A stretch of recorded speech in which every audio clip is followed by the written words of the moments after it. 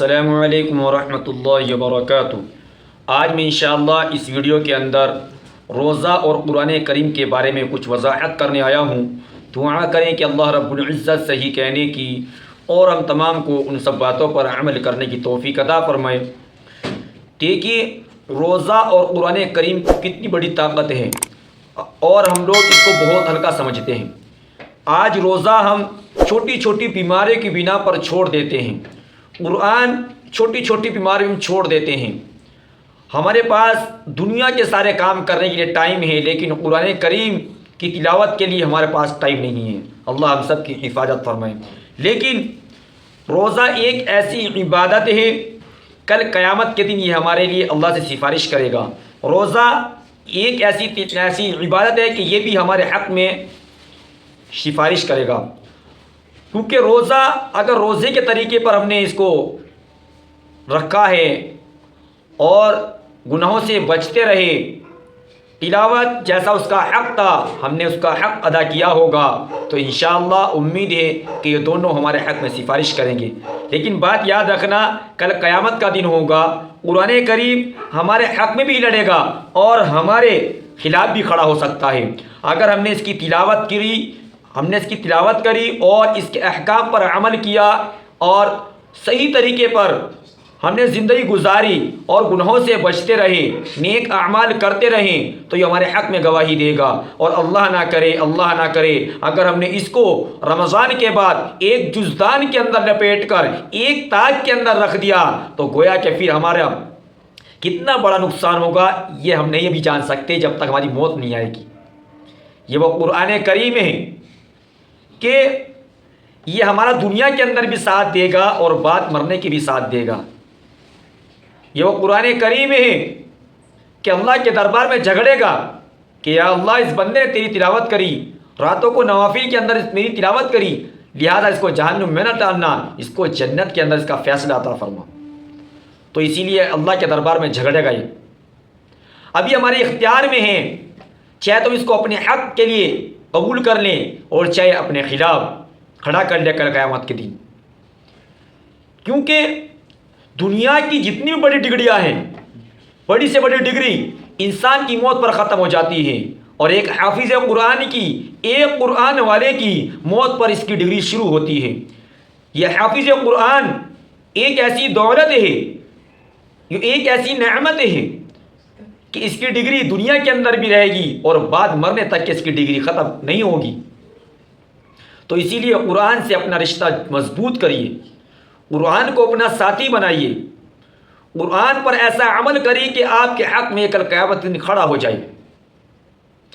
ایسا نہیں ہے کہ قرآن پڑھا جا رہا ہے، ہم دنیا کی باتوں میں اندر مشغول ہیں، قرآن پڑھا جا رہا ہے ہم برائیوں کے اندر ملوث ہیں، قرآن پڑھا جا رہا ہے ہم ایک دوسرے کی برائیاں دیکھنے میں مشغول ہیں، قرآن پڑھا جا رہا ہے اور ہم ایک دوسرے کی چغل خوریاں کر رہے ہیں، قرآن بھی پڑھ رہے ہیں ساتھ ساتھ یہ گناہ بھی کر رہے ہیں۔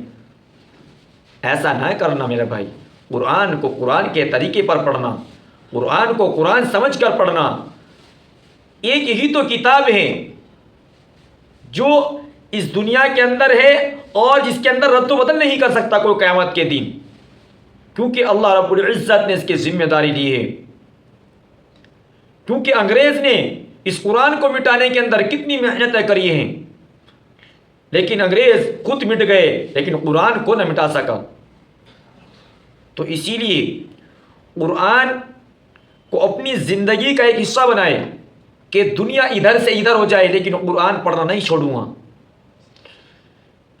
قرآن سے ایسا رشتہ مضبوط کرو کہ قرآن کے بغیر آپ کو دنیا میں اندھیرا نظر آ جائے، اور واقعتاً اندھیرا ہی رہتا ہے۔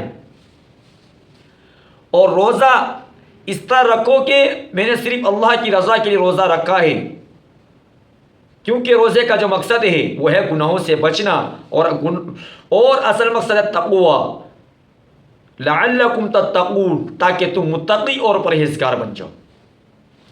تو یہ دو کام کبھی نہ چھوڑنا، ایک رمضان کے روزے کبھی نہ چھوڑنا۔